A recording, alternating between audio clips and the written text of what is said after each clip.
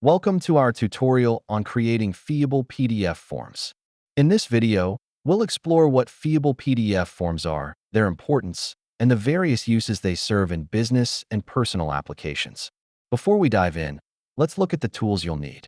The primary tool for creating Fillable PDF forms is Adobe Acrobat.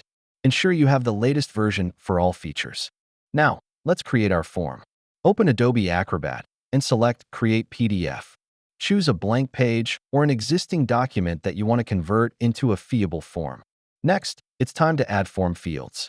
You can choose various types such as text fields for input, check boxes for options, or radio buttons for selecting one among multiple choices. Customizing your form enhances user experience. Use logical layouts, consistent colors, and clear labels to make it intuitive for users. Let's set some properties for your fields. Here, you can add validation rules to ensure the right type of data is entered, format text, and even perform calculations if necessary. Once your form is set up, it's crucial to test for usability. Open the form, fill in the fields, and check all functionalities to ensure a seamless experience. After testing your form, save it. You can then distribute the form via email or share a link for easy access.